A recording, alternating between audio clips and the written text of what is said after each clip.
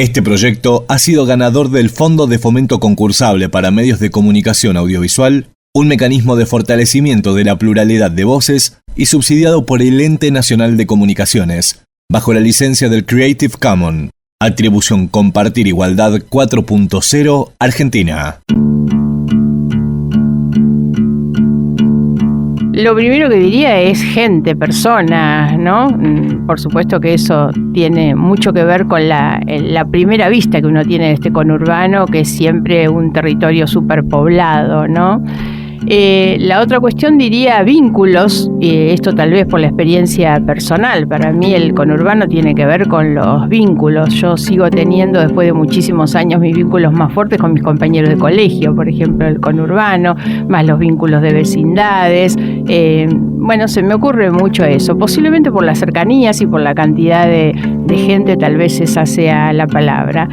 La otra podría ser transportes, porque tal vez esto lo vincularía con alguna otra palabra que te podría haber dicho, que son complejidades, ¿no? Las complejidades propias que tiene este conurbano, así como hay quienes vivimos en este lugar, como en mi caso nos gusta estar acá y yo me siento profundamente arraigada con el conurbano.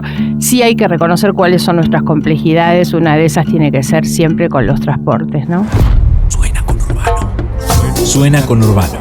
Warning Radio. Periodismo, identidad, territorio. Warning Radio. En este episodio de Suena Conurbano Warning Radio, Margarita Stolbizer, diputada nacional por la Alianza Juntos. ¿Sos muy de barrio? Muy de barrio, sí. Nací en el barrio, yo nací en Morón, viví en Morón siempre. Bueno, y en Castelar vivo hace tantísimos años porque viví de soltera con mis padres, después desde que me casé también, así que soy muy vecina de la radio y muy del conurbano y del barrio. Soy muy de Castelar, a mí me gusta salir, andar por el barrio, dar vueltas. En los días que estoy acá en mi casa no dejo de ir caminando hasta el centro de Castelar, ir y venir. Me siento el barrio, compro en el barrio, tengo mis amistades en el barrio. ¿Dónde estudiaste, Margarita? En el Colegio Parroquial de Morón, todo el colegio, primaria, secundaria, después fui a la Universidad de Morón también. Por eso te darás cuenta que el arraigo es muy fuerte y es de toda una vida. Toda una vida, ¿no? Desarrollada. El colegio, la universidad, puse mi estudio jurídico también en Morón, así que siempre. Te diría que hasta que tuve mi primer trabajo en la capital, que fue ir al Congreso la primera vez, prácticamente ni salía. Yo no era muy de la capital, me hablaba mucho de la capital y no me hallaba. Ahora después me he ido acostumbrando a tener que viajar, pero antes lo hacía muy poco y en cambio tenía todo mi circuito acá. Pero te pasa que cuando regresás de capital, tenés ese sentimiento de tranquilidad, de decir, estás en tu lugar. Cuando volvés al oeste. No sé si lo vivo así como sensación de tranquilidad, pero es mi lugar, sin ninguna duda. Es el lugar propio que yo estimo como propio, por supuesto. ¿Te recibiste abogada? Sí, también en Morón. En el año, ya ahora voy a empezar a delatar la edad con todas estas cosas, pero bueno, no importa. En el 77. En el 77. ¿Cuándo empezás a militar? Estando en el colegio. Yo estaba en el colegio secundario y ya tenía inclinaciones y me gustaba la política y leía de política. Así que terminé el colegio y tenía la aspiración, que era a los 18 años, ir a afiliarme al partido político, al Partido Radical. Yo me afilié en la Unión Cívica Radical cuando cumplí 18 años. Así que muy chica ya tenía vocación política. ¿Pero venís de familia militantes? No, la verdad es que no, nadie me llevó a mí a militar, ni a un comité, ni nada, así que no, fue una decisión propia. Uh-huh. ¿Y tus padres? Mis padres eran médicos. También creo que mucho del arraigo por el barrio y el lugar lo traigo por ellos, porque ellos también eran de Morón, nacidos acá.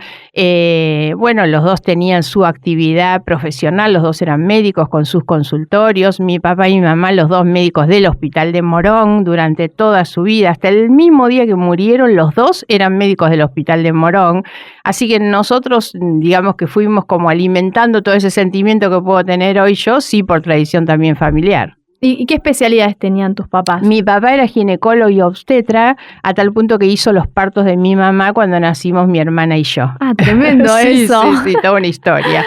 Y mi mamá... ¿Era como una anécdota familiar eso? Sí, claro. Bueno, no sé si tanto como una anécdota, porque nosotros lo vivíamos como algo muy natural, porque en ese momento mi papá debe haber hecho los partos de muchísima gente que nació acá en Conocida, Morón, así claro. que claro, mucha, y me pasa muchas veces también de la gente que me dice, ay, porque tu papá atendió a mi mamá, porque está el otro. Mucha gente de mi generación, por supuesto, los atendió a mi papá, porque era el que hacía nacer los chicos en ese momento, así que, y mi mamá dermatóloga, más tranquila era la profesión de mi mamá.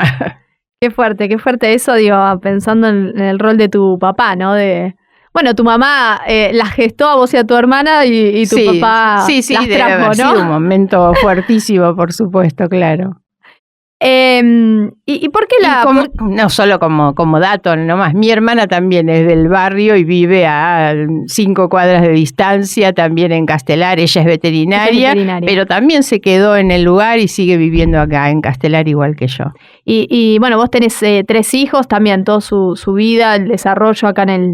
3, sí, los oeste, 3 sí. Estudiaron acá, los 3 terminaron el colegio acá, uno se recibió de abogado también acá en la Universidad de Morón, y bueno, y los otros ya han emigrado para otros lados, así que... Y además tenés un hijo famoso, hay que decirlo. Sí, hay uno que es bastante famoso, que son esas cosas que nos pasan y que a las madres nos llenan de orgullo, que es cuando empiezan a decir, vos sos la mamá de ella, no es el hijo de, sino la mamá de, así que, y eso es lindo, por supuesto. Eso es lindo y además a través del deporte, así que sí, también, sí, ¿no? Claro. Interesante eso. El otro que tengo también como dato referente al conurbano, porque también el conurbano tiene algo que lo podríamos hablar de Morón y de otros lugares, que a mí me ha apasionado siempre mucho, que es el tema de los clubes de barrio. Es todo un tema para abordar muy, pero muy interesante el rol social que cumplen los clubes de barrio. Y mis 3 hijos nacieron los 3, incluso el que hoy es un deportista muy conocido, los 3 del Deportivo Morón son. Los 3 nacidos y surgidos hicieron sus primeros años de carrera en el Deportivo. Pero el del medio, que es el que sigue viviendo acá en el partido de Morón, sigue jugando en el Deportivo Morón. Le dieron el año pasado, el anteaño, el Gallo de Oro, porque llevaba más de 20 años de trayectoria ininterrumpida siempre en el Deportivo Morón. Vos... Digo, ¿tenías esa cultura del club? Digo, esa vida de club. Sí, en realidad bastante, sí. Yo no fui lo deportista que han sido mis hijos, pero siempre cultura de club. Yo estaba asociada al Club 77, entonces era ir a las colonias todos los veranos siendo chica, después como líder. Era una cosa que me gustaba. La vida de club siempre me gustó y con ellos mucho más. No solo por lo que ellos han hecho acá en el Deportivo Morón, haber encontrado ahí gente buenísima, porque creo que la gente que uno encuentra cuando llega a un club también marca después las trayectorias y por eso los chicos se quedan, grupos de familia que los recibieron. El básquet en particular es un deporte muy familiar. Y con ellos nosotros hemos recorrido clubes de todo el conurbano, en realidad llevándolos a ellos a sus competencias, claro, acompañándolos, pues siempre fuimos padres muy de acompañar y llevarlos a ellos y a sus equipos. Así que a raíz de eso he recorrido muchos clubes y por eso me motiva mucho ese papel que cumplen la gente que lo hace vocacionalmente, porque el que está en un club trabajando por los chicos, por los grupos, en general son padres o amigos, pero que lo hacen sin ningún tipo de interés, despojadamente, dejando su tiempo ahí, muchas veces sus recursos para colaborar con un equipo de fútbol o de vóley o de básquet, de lo que sea, ¿no? Claro. Iniciaste en la UCR, te afiliaste a la UCR. Tu familia no me decías que no necesariamente tenía una militancia, pero tenían... No tenían, claro. ¿Sí tenían como una inclinación hacia la UCR? Sí, te podría... ¿O por qué decidís afiliarte a la UCR? Mira, yo siempre repito que los profesores que tenemos en la escuela no se dan cuenta cuánto influyen ellos en nosotros. Yo tenía profesores en la escuela que me enseñaron, primero una profesora a amar la historia, ¿no? Y a partir de eso involucrarme mucho en la historia, leer mucho de historia, tratar de entender los sucesos históricos, sus causas, sus consecuencias. Y otro profesor ya en el secundario que me traía muchos libros para leer, en realidad. Paradójicamente, a ese mismo profesor, muchos años después, yo lo afilié a él a la Unión Cívica Radical, pero él fue el que me hizo leer. Entonces, la lectura de la historia me llevó mucho a, digamos, a fomentar o a potenciar esa vocación política que yo tenía, y ahí elegí que el radicalismo era el partido con el que yo más me identificaba en términos de valores, del rol que le había tocado cumplir en la historia, así que, y después te imaginas, yo empiezo a militar casi en la época de la dictadura, me tocó militar ahí, entonces atrás de hecho te recibís. Claro, y atrás momento de Raúl Alfonsín, para mí Alfonsín es el gran inspirador de toda mi generación, ¿no? Sigue siendo sin ninguna duda el líder más apreciado, por lo menos con el que yo haya podido convivir, así que eso fue fortaleciendo ese lugar. Y después me terminé yendo del radicalismo. Es abogada, fue docente, directora de Acción Social y Minoridad de la Municipalidad de Morón y concejala en ese mismo distrito entre los años 1985 y 1989. Perteneció al partido Unión Cívica Radical. En el 2007 fundó el partido GEN. Las ciudades suenan. Esta locura que es el conurbano. Las historias viven. No podría pensarme de vivir en un lugar más tranquilo. Suena Conurbano. Warning Radio. Cuando iniciás tu militancia, ¿qué era lo que más, además de los ideales que te convocaban de este espacio, qué era lo que más te motivaba o te movilizaba en términos de lo que sucedía a tu alrededor? Uh-huh. A ver, siempre, sobre todo creo que en los jóvenes, muy jóvenes, como era mi edad, los jóvenes tenemos ese espíritu justiciero, ¿no? Entonces, lo que me animaba era eso, era la reacción frente a las cosas que yo veía injustas, las situaciones de pobreza, de discriminación. Estas son las cosas que nos movilizan cuando son jóvenes. Así como también siempre creo que las cosas malas que nos pasan son por las traiciones que los adultos hacen a los ideales de jóvenes, ¿no? Pero cuando joven lo que me motivaba siempre era eso, el valor de defender la democracia, el voto, que la democracia efectivamente le sirviera a la gente para vivir mejor, ¿no? Uno tiene muchos ideales en ese momento y no hay duda que la vocación política se despierta a partir de esos ideales. Uh-huh. Estuviste en Acción Social y en Minoridad en la municipalidad de Morón entre el 83 y el 85, también fuiste concejala. ¿Cómo eran esos años? Y bastante distintos a lo que son ahora, digamos. Primero a mí me tocó ser directora de Acción Social y Minoridad con un Morón grande, completo, cuando Ituzaingó y Hurlingham formaban parte del partido de Morón, así que era muy grande. Y yo recuerdo por ahí las experiencias de ese tiempo que estuve en Acción Social, las inundaciones. Hubo unas inundaciones muy grandes, digamos, y muy fuertes en la zona de Hurlingham, que pertenecía a nuestro municipio, William Morris, esas zonas que se inundaban muchísimo. Y entonces a mí me pasó que yo llegué sin experiencia, lógicamente, y creo que las 2 primeras inundaciones perdí los pares de zapato. Cuando me iba a meter en la inundación, ya para la tercera inundación me había comprado las botas de goma. Claro, así que...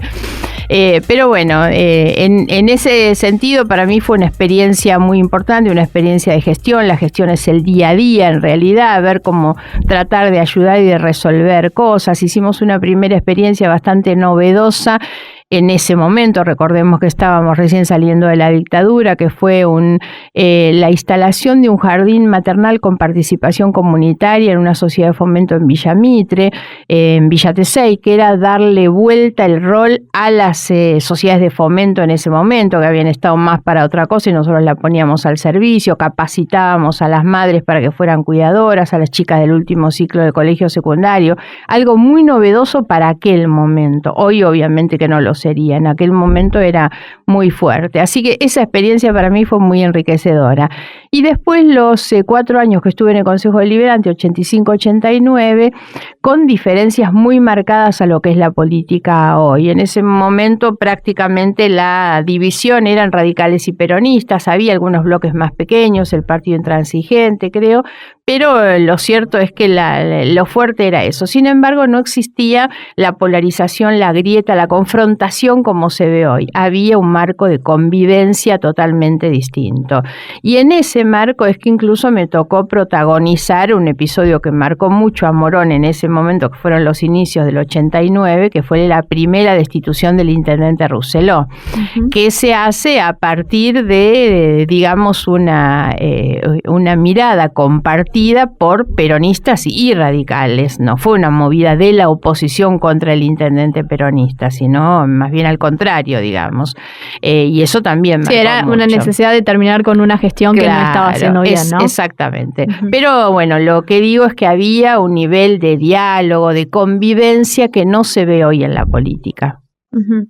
¿Y cómo fue transitar? Digo, porque en este raconto de decir, bueno, salimos de la dictadura, ¿no? Tu militancia y tu representación, sí, que imagino que también te llega aún más en esto de recuperar la democracia, ¿no? Con la figura de Alfonsín, como hablábamos recién.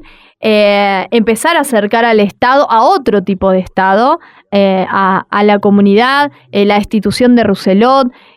¿Cómo fue luego transitar los 90 en términos políticos? Bueno, a ver, los 90, yo cuando me fui del Consejo en el año 89 ya no ocupé ningún cargo público, sin embargo fui muy activa siempre políticamente y entré al Congreso en el 97, digamos. Esa fue la época del gobierno menemista. Yo fui una muy fuerte opositora al gobierno de Menem, sobre todo a lo que marcó esa primera etapa del gobierno de Menem, que fueron las privatizaciones. Yo creo que fueron las decisiones más inhumanas que se hayan tomado y de las que hoy todavía pagamos las consecuencias. Así que me involucré bastante, digamos, en esas luchas y en esas peleas. A mi juicio fue también el clic en cuanto a la corrupción en el Estado, que significaba ya no solo los actos de corrupción, sino casi la naturalización, que la gente aceptaba eso como cosas naturales, o que el presidente fuera en la ruta a más de 200 kilómetros por hora, y todo eso se tomaba con gracia. La frivolidad propia de los 90, bueno, iba a contramano de las cosas que yo pensaba, así que por supuesto que en ese tiempo milité mucho y muy fuertemente para terminar con esa época. Decías o marcaste en varios momentos esta distinción, ¿no? Entre el hacer política en otro momento o anteriormente al día de hoy. ¿Qué es lo que te preocupa en términos del presente, pero también en términos del futuro?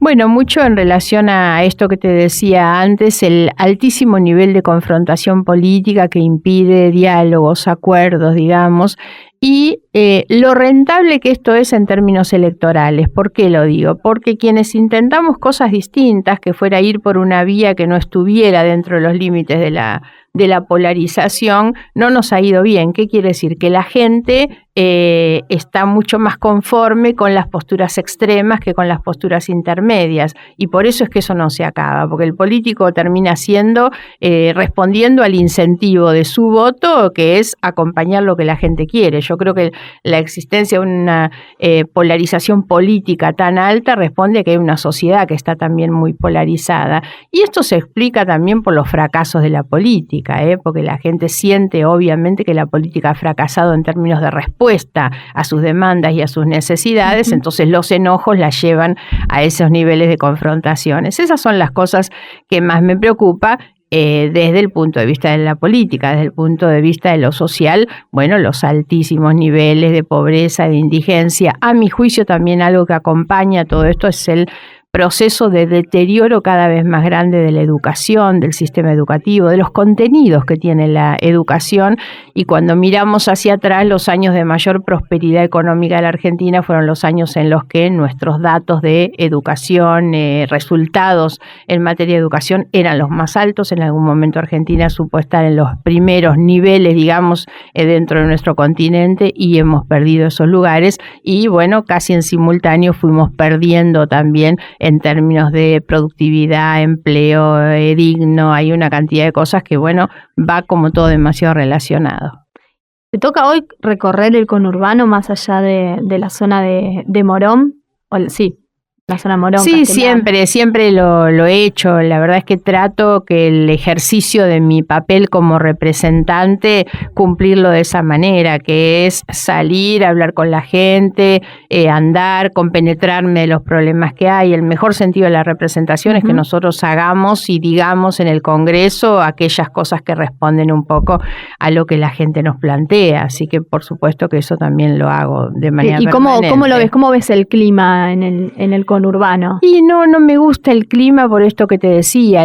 Primero que hoy, si tuviera que definir con una palabra el contexto general de lo que ocurre, diría que es la incertidumbre, y eso es lo que la gente transmite. La incertidumbre viene además con angustias por atrás, entonces lo que te transmiten es eso, ya no es solo un problema de carencias del presente, sino de la falta de certeza sobre el futuro, inmediato, ¿no? Y entonces la gente te transmite estas angustias, la desesperación, hagan algo, los enojos con la política, porque este es el otro tema, y no es casual, el enojo de la gente con la política tiene que ver exactamente con los fracasos de la política, tiene que ver con la distancia y la brecha que existe entre la agenda social y la agenda de la política, ¿no? Parece que la política discute cosas que no tienen que ver con lo que a la gente le pasa todos los días.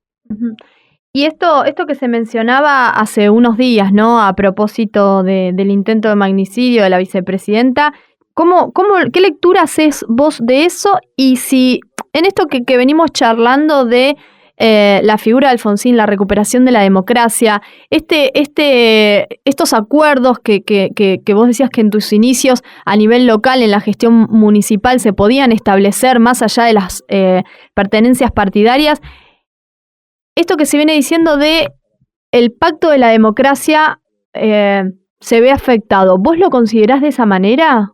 ¿O hay una preocupación, mejor dicho, ¿no? Por el pacto de la democracia, por este acuerdo de decir, bueno, no, nunca más, y hay cosas que tienen que estar desterradas, como la violencia política. Eso, ¿qué lectura haces vos de eso? A ver si puedo ir con mi respuesta a lo que vos me planteas. Primero, creo que fue absolutamente válido, necesario y debería ser vigente ese pacto de la democracia del 83, digamos, ¿no? Cosas que son intocables, la democracia, los derechos humanos, me parece que eso es así. Ahora, los derechos humanos siempre son progresivos, digamos, siempre hay que ir por más, nunca por menos. Por eso creo y soy muy autocrítica respecto al rol de la democracia y de la política en estos 40 años que vamos a cumplir el año que viene, en la que no podemos decir que la gente hoy esté mejor en realidad. Se puede decir en términos de confort y más de consumo que otra cosa, pero en términos de ejercicio de derechos no.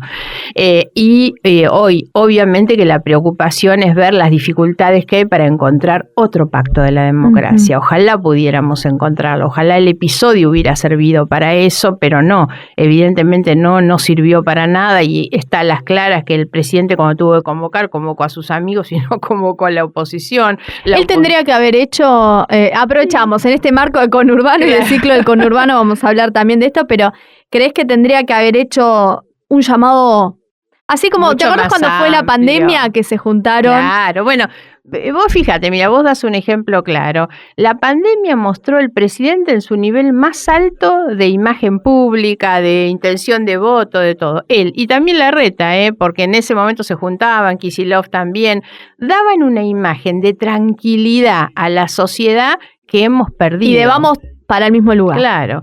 Este año para mí hubo dos momentos que fueron desperdiciados por el presidente. Uno fue obviamente este del atentado, porque la gravedad de la situación ameritaba que él no se reuniera con los amigos, que hubiera hecho una gran convocatoria. Bueno, pongámonos todos de acuerdo.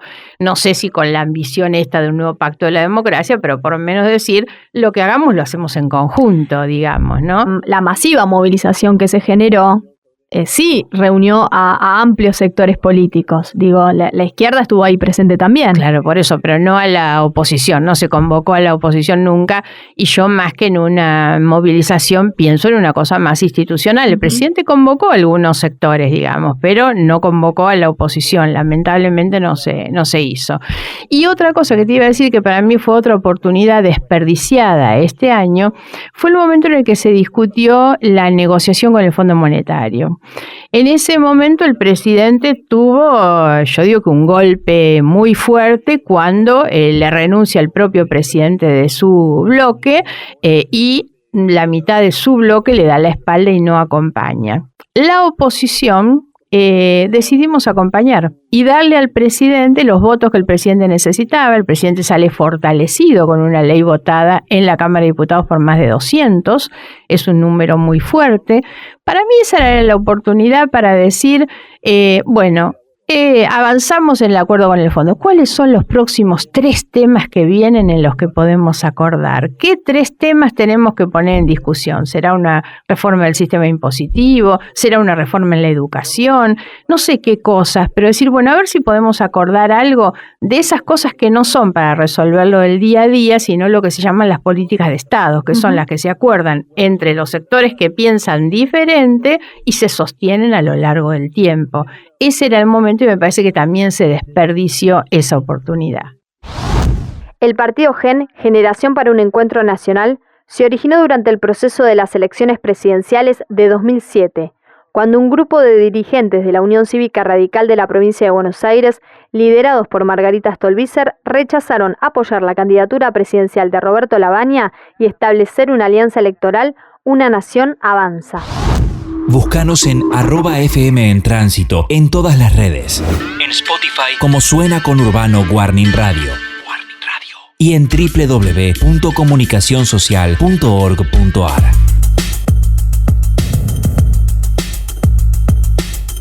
Nos fuimos del conurbano. Nos fuimos del conurbano, pero ahora volvemos rápidamente porque si algo que caracteriza al conurbano es el movimiento de mujeres, ¿no? Sí. ¿Te sentís interpelada por el movimiento feminista? Sí, siempre, por supuesto. Yo empecé a hablar del feminismo hace muchísimos años atrás, cuando todavía nadie hablaba de esto, y a dar charlas sobre todo porque siempre me interesó mucho esta idea de empoderar a las mujeres, de prepararlas, por supuesto, de hacerlas creer en sus propias capacidades, ¿no? Porque si hay un problema que tenemos en general las mujeres es la baja autoestima en la confrontación, digamos, o en la disputa por el poder, porque en definitiva lo que nunca hay que renunciar es a eso. El poder, que no quiere decir solamente o simplemente el poder político, hay poder social también, por eso digo, es importante mujeres empoderadas, y creo que todo esto naturalmente, y los grandes logros que hemos tenido, porque a esto habría que apuntar, si algo nos ha dado estos 40 años es una evolución extraordinaria en la condición jurídica de las mujeres. Después sigue existiendo una brecha muy grande entre el derecho declarado y la posibilidad de ejercerlo, porque seguimos teniendo tasas de violencia altísimas, de violencia de género. Pero lo cierto es que la evolución avanzó mucho, y avanzó mucho sobre todo con leyes, con legislación. Por lo tanto, eso es un logro del movimiento de mujeres que es el que nos permitió llevar y plasmar todo eso en algunas cosas concretas. ¿Grandes mujeres en tu vida? A ver, algunas que son, digamos, anteriores a mí, Alicia Moró de Justo, por ejemplo, otras más contemporáneas, como Margarita Malarro, como Florentina Gómez Miranda también, por supuesto. Esas son las que, dentro de lo que quiere decir del movimiento de mujeres, por supuesto. Eva Perón marca a todas las mujeres, yo creo, en la Argentina también, así que bueno, son muchas. Y hay otras que son menos conocidas, digamos, pero que sin embargo han tenido un papel relevante, mucho más silenciado, mucho más invisible, digamos. No sé, pienso en tu mamá, ¿cómo marcó tu vida? Y mi mamá mucho, como nos pasa siempre, mi madre me marcó más cuando no estuvo que cuando estuvo, en realidad. Cuando estuvo, yo creo que siempre los jóvenes tenemos entre esa rebeldía y el cuestionamiento y todas esas cosas, y empecé a valorarlo cuando no la tuve. Pero ¿eras muy jovencita cuando ella...?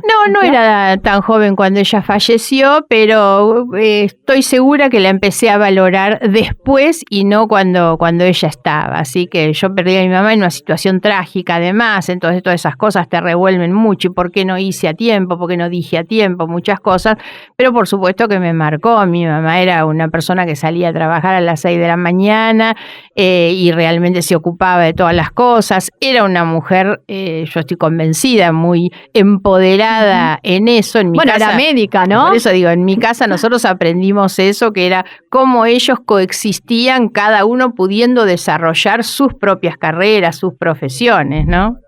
No sé, ¿se puede, cómo fallece ella? ¿Se puede contar o no? Explotó una garrafa en mi casa y ella se prendió fuego, estuvo internada varios días en el Instituto del Quemado y después falleció. Sí, muy, muy trágico, por supuesto. Fuerte. Sí, muy fuerte. Sí. Terrible eso. Pero esto, ¿no? Como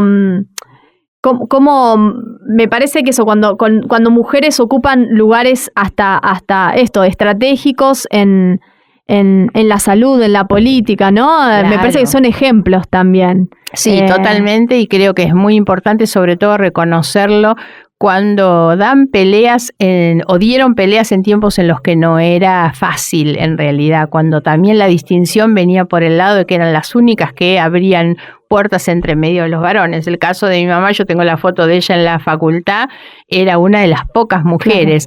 Claro. Recordarás que Cecilia Grierson es la primera mujer médica. Bueno, mi mamá debe haber estado entre las 10 primeras, claro, capaz, ahí. Porque fue casi contemporánea. Así ¿En dónde estudió? ¿Lo recordás eso? ¿Dónde? En la UBA. En la UBA. Sí. En ese momento no había ninguna otra. Claro, y ejerció... en el Hospital de Morón. Siempre en el Hospital de Morón. Hospital de Morón, sí. Así que bueno, tenés un cariño particular por ese... Por el hospital total, sí, por supuesto. ¿Te definís como un habitante del conurbano? Sí, total, re. Y a veces hasta... Y trato de argumentar y de discutir sobre estos temas, porque hay una estigmatización muy grande del conurbano. A mí me pasa incluso cuando voy al interior y vos decís, vivís en el conurbano y la gente, ay, le parece, y andás sola a la noche.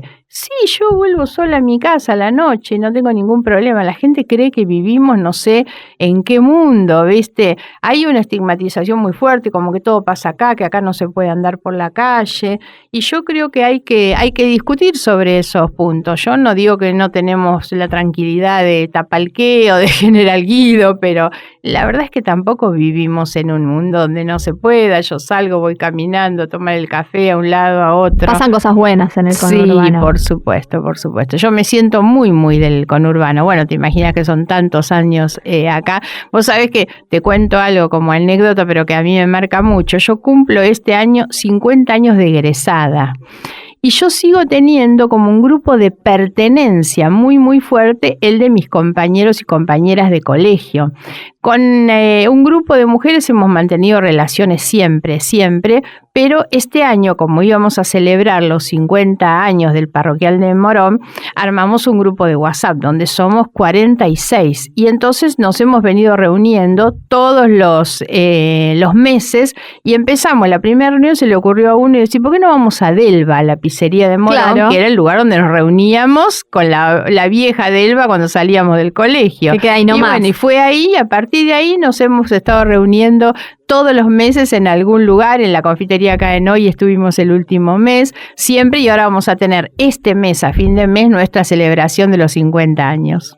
Muy lindo eso, y que sean tantos además, sí, ¿no? Sí, somos muchísimos, estamos re felices de lo que va a ser nuestro encuentro ese día. ¿Habrá viaje de egresados o no? Y ya lo estamos pensando, por supuesto. ¿Y a qué suena para vos el conurbano? Bueno, es esto, lo que yo te decía antes, son los vínculos. Para mí el conurbano es eso, es mi casa, pero es mis amigos, mis compañeras, el barrio, qué sé yo, es todo esto. Mi vida es esa, ha transcurrido aquí en este lugar. Yo te decía, yo terminé el colegio, la universidad, puse mi estudio jurídico, mi casa, mis hijos también estudiaron acá. Toda mi vida es acá, está concentrada en el conurbano. ¿Qué te enorgullece del conurbano? Y eso, insisto sobre lo mismo, los lazos de vecindad, digamos, la gente que comparte, y bueno, y a vos qué te pase, y vos cómo estás, a mí, qué sé yo, siempre hay esas anécdotas de barrio de que la gente, aunque parezca que no, está atenta a lo que le pasa al otro, y se establecen una serie de vínculos en el barrio, de vecindad, que son muy lindos. Y salir y vas al centro de Castelar y te encontrás con el vecino de la vuelta, no sé, para mí todo eso que tiene que ver con las relaciones personales. Muchísimas gracias, Margarita, un placer conversar con vos. Gracias y muy buena idea hablar del conurbano, gracias. Suena Conurbano Warning Radio es una producción de FM en Tránsito y Liquidámbar Estudio. Producción general, Patricio Enciso Riveros, Emiliano Matina y Cecilia Kafka. En la conducción, Maitena Sánchez Cataño, Belén Tenaglia y Julieta Urdinola. En la edición, Ricky Durán y Ramiro Rufini Vaz. Operación y grabación, Antonella Carbone y Santiago Lambach. Nos escuchás en FM en Tránsito y en Spotify. Nos podés seguir en todas nuestras redes como FM en Tránsito y Liquid Ambar Studio. Este proyecto ha sido ganador del Fondo de Fomento Concursable para Medios de Comunicación Audiovisual, un mecanismo de fortalecimiento de la pluralidad de voces y subsidiado por el Ente Nacional de Comunicaciones, bajo la licencia del Creative Commons, Atribución Compartir Igualdad 4.0 Argentina.